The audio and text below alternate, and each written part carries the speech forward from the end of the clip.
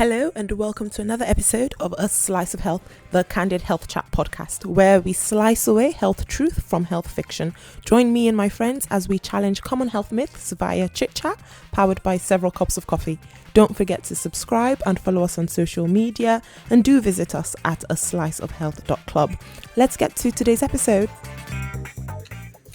Welcome back to A Slice of Health, where health comes alive, with bite-sized health education to keep you moving and become your own health champion, with stories that heal and knowledge that empowers. But before we jump into our topic for today, I want to tell you a story.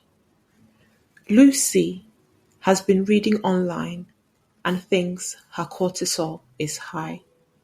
She has read several health articles and seen many people on Instagram who are cortisol coaches, and they have told her that her waking up at 3 a.m., her constant anxiety, the problems she's had with weight gain is all related to cortisol. Lucy knows that she has actually carried weight around her tummy. She has done this for most of her adult life. And since hitting puberty, she has always carried a little bit extra weight on her tummy. She doesn't know if this is really due to stress or if this is truly due to the cortisol that people have said.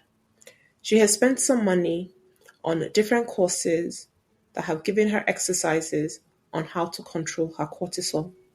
None of them seem to really have worked, and she finds herself waking up in a panic at 3 a.m., often anxious, unsure of what to do.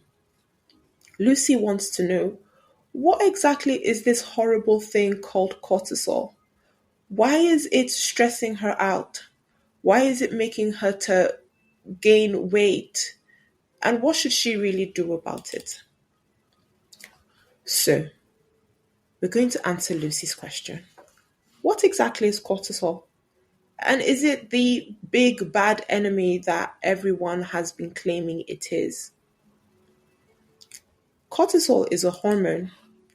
It's what we call a steroid hormone that is created by glands that are just above the kidneys in the body. These glands are called adrenal glands. Cortisol in specific helps to regulate your body's response to stress. And when its levels are high or low, it can have an impact on your health. So think of cortisol as your body's own alarm clock. It's basically a stress hormone that keeps your body functioning. It helps control your mood. It helps control motivation, that desire that you have to do something. And it also helps control fear. But cortisol is not just an enemy. Cortisol is one of the most important hormones in the body. It wakes you up. It controls your sleep. It boosts your energy levels so that you can handle stress properly. It manages your blood pressure. It can even keep your inflammation levels down. It also balances how your body uses different nutrients like carbohydrates and proteins. So as you can see, cortisol sounds like the ultimate hormone produced by the body. Now, what are the things that causes the body to produce cortisol? Cortisol is released regularly by the body. As we said, it's the alarm clock system of the body. But things like exercise, infection, stress, and certain health conditions can cause it to go higher. Now, what exactly does it look like when someone has too much cortisol? And is it actually possible to have too much cortisol? Well, the answer to that is yes. If your body is under constant stress, think of it as an alarm clock that doesn't really have a snooze button. So it just keeps going and going and going and going.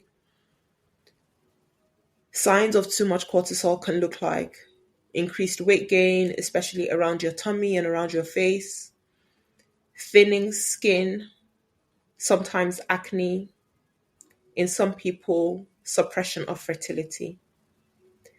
And when cortisol is in that state, this alarm clock that doesn't have a snooze button, it can look like depression, it can look like anxiety, it can manifest as mood swings, difficulty in concentrating as well. Now, if we have too much of something, we can also potentially have too little of it.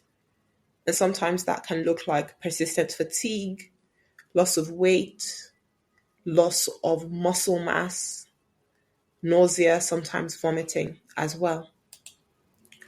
So, what exactly should someone like Lucy do? What exactly does it mean to have this situation where cortisol is a little bit too high? Okay, so here we are. Lucy wants to know, does she really have too much cortisol? Does she really have a problem with her cortisol? Now, remember we said that cortisol is really a hormone of stress. It responds to stress in our body, but stress can be twofold. It can be short term or it can be long term. Long term causes of stress can be persistent, problematic life situations, but they can also be health conditions that are chronic that we just have to live with for a prolonged period of time.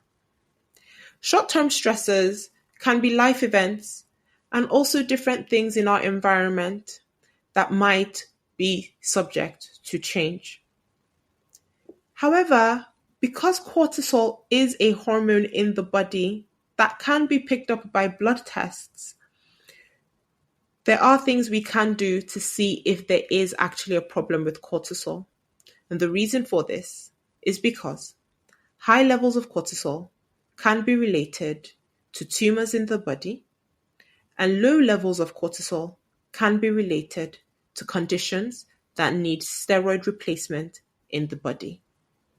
So, as we can see, cortisol is not the enemy, because if it was too little, we would need a doctor's prescription of some steroids to try to get it up, because our body needs cortisol to function properly. However, what can we do to manage long-term stress or short-term stress if we are not in this situation where a blood test or a scan is suggesting there's a problem with cortisol? One of the first things that we can do to manage stress is having a look at our sleep. Making sure we're getting good quality sleep is one of the first places to start in managing stress. The next is moving our body, getting good exercise, getting our steps in every day, doing weight training 2 to 3 times a week. Also, making sure that we have good social connections, trying to build and deepen healthy relationships, relationships that support us, that affirm us, that protect us. But also, practicing deep breathing exercises can also help soothe and regulate our nervous system. So Lucy has a few things that we would recommend that she does. The first would be to speak with her doctor about the things that she's been experiencing, the symptoms, the anxiety, the panic episodes. She definitely wants to speak to somebody about that and start unpacking what exactly is going on in her mind and body at that time. Next, they might need to run some investigations to see if she actually does have a problem with cortisol. And finally, we'd definitely recommend that she starts to implement stress management techniques into her day, every day, to help manage her responses and her responses to stress. Deep breaths in, moving her body, prioritizing sleep, deepening her relationships. So there we have it. Cortisol is not the enemy. We need cortisol to survive. Hormones can be a little bit tricky, whether these are reproductive hormones or all the other hormones that our bodies need to function on a day-to-day basis. They really are our body's report card, a progress report, telling us what exactly is going on. But when we pay attention, when we understand, then we're able to make the changes that matter as well. So there you have it from me from today. Until I'm back in your ear tomorrow with stories that heal and knowledge that empowers. Bye for now. Thank you for joining us on today's episode. Remember that this podcast in no way replaces the advice you receive from your own doctor or physician. Don't forget to subscribe and follow us on social media. Leave us a review on iTunes so that others can access the amazing content. And don't forget to be a health champion wherever you are by separating health fact from health fiction.